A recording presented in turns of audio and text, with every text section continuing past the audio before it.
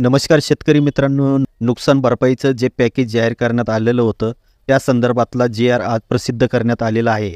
यामध्ये राज्यातील 253 तालुक्याचा समावेश करण्यात आलेला आहे. यामध्ये नुकसानग्रस्तांना वेगवेगळ्या प्रकारची मदत मिळणार आहे, ज्याच्यामध्ये मृतांच्या वारसाला 4 लाख रुपयाची मदत, वीज बिल माफी, परीक्षा फी माफी, महसुलात सूट इतर. आपण याबद्दलची थोडक्यात माहिती या जी-आरच्या माध्यमातून घेऊया. तर या जी-आरमध्ये पाहू शकता, राज्यात जून ते सप्टेंबर 2025मध्ये अतिवृष्टी व पूर आपत्तीमुळे बाधितांना विशेष मदत पॅकेज व सवलती घोषित करण्याबाबत हा राज्य शासनाचा 9 ऑक्टोबर 2025चा जी-आर. पॅकेजमध्ये काय काय आहे आणि काय सवलती देण्यात आलेल्या आहेत, या जी-आरमध्ये सगळी माहिती देण्यात आलेली आहे. येथे प्रस्तावनेमध्ये अतिवृष्टीच्या नुकसानीबाबत सविस्तर अशी माहिती देण्यात आलेली आहे. आता महत्त्वाचा असणारा शासन निर्णय. राज्यातील 253 तालुक्यांचा समावेश यामध्ये करण्यात आलेला आहे.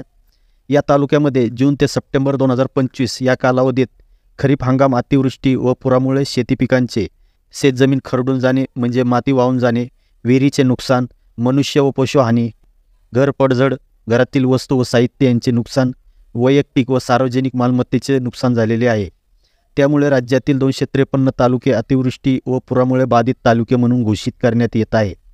या 253 बाधित तालुक्यांची यादी खालील बाजूला दर्शविण्यात आलेली आहे. या 253 तालुक्यातील बाधितांना खालीलप्रमाणे विशेष मदत पॅकेज व सवलती लागू करण्यास शासन मान्यता देण्यात आली आहे. आता काय काय मदत आहे ते इथे समजून घ्या. अपघातग्रस्त मृत व्यक्तीच्या वारसांना 4 लाख रुपये मदत. अपघातग्रस्तांचे अवयव किंवा डोळे 40 ते 60% अपंगत्व आल्यास 74,000 रुपये आणि 60%पेक्षा जास्त अपंगत्व आल्यास 2,50,000 रुपयाची मदत. जखमी व्यक्ती इस्पितळात 1 आठवड्यापेक्षा अधिक कालावधी झाला असल्यास 16,000 रुपये, 1 आठवड्यापेक्षा कमी कालावधी असल्यास 5,400 रुपये मदत मिळणार. पूर्ण नष्ट झालेल्या कच्च्या पक्क्या सपाट भागातील घरांसाठी 1,20,000 रुपये, तर डोंगराळ भागातील घरासाठी 1,30,000 रुपये प्रति घर मिळणार. अंशतः पडझड झालेल्या पक्क्या घरांसाठी 6,500 रुपये प्रति घर, तर 4,000 रुपये कच्च्या घरासाठी प्रति घर मिळणार आहे. तर झोपडीसाठी 8,000 रुपये देण्यात येणार आहे.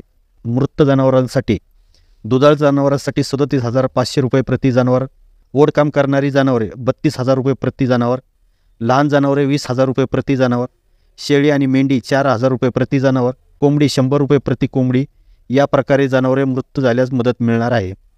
शेती पिकांच्या नुकसानीसाठी ज्या शेतकऱ्यांची जिरायत पिके नष्ट झालेली आहे त्या शेतकऱ्यांना रुपये 8,500, बागायती पिकांसाठी 17,000 रुपये, बहुवार्षिक पिकासाठी 22,500 रुपये ही सर्व मदत प्रति हेक्टर व 3 हेक्टरच्या मर्यादेत मिळणार आहे. यानंतर शेतजमिनीचे नुकसान. यामध्ये शेतजमिनीवरील गाळ काढण्यासाठी 18,000 रुपये प्रति हेक्टर मिळणार. दरड कोसळणे, जमीन खरडणे, खचणे, नदी पात्र प्रवाह बदलल्यामुळे शेतजमीन वाहून जाणे यासाठी 47,000 रुपये प्रति हेक्टर मदत अल्प व अत्यल्प भूधारक शेतकऱ्यांना मिळणार आहे.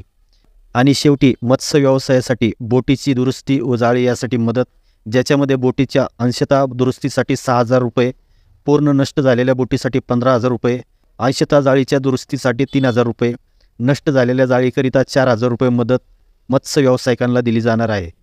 यानंतर सवलती. अतिशय महत्त्वाच्या अशा या सवलती आहेत, ज्याच्यामध्ये जमीन महसुलात सूट, सरकारी कर्जाचे पुनर्गठन करण्यात येणार, शेतीच्या कर्जाशी निगडीत वसुलीस 1 वर्षाची स्थगिती मिळणार, तिमाही वीज बिलात माफी होणार, परीक्षेची फी माफ होणार, तसेच 10वी व 12वीच्या विद्यार्थ्यांची फी माफ होणार. यानंतर शासनाकडून वेगवेगळ्या विभागासाठी मार्गदर्शक अशा सूचना करण्यात आलेल्या आहेत, ज्याच्यामध्ये कृषी विभाग रब्बी हंगामामध्ये शेतकऱ्यांना खते व बिया घेण्यासाठी 10,000 रुपये प्रति हेक्टर 3 हेक्टरच्या मर्यादेत देण्यात येणार आहे. हे पैसे त्यांच्या बँक खात्यामध्ये जमा करण्यात येणार आहे. याचप्रमाणे वेगवेगळ्या विभागानुसार शासनाने मार्गदर्शक अशा सूचना दिलेल्या आहेत. या जी-आरमधील सर्वात महत्त्वाच्या पॉईंटपैकी एक पॉईंट म्हणजे KYC संदर्भात. यामध्ये स्पष्ट सांगण्यात आले आहे, ज्या शेतकऱ्यांची ॲग्रीटॅगमध्ये नोंदणी होऊन ॲग्रीटॅगमध्ये E-KYC झालेली आहे अशा शेतकऱ्यांना ही E-KYC प्रक्रियापासून सूट देण्यात येत आहे. ज्या शेतकऱ्यांकडे फार्मर ID आहे त्या शेतकऱ्यांना फार्मर ID कार्डद्वारे मदतीची रक्कम ही त्यांच्या बँक खात्यामध्ये डायरेक्ट जमा केली जाणार आहे.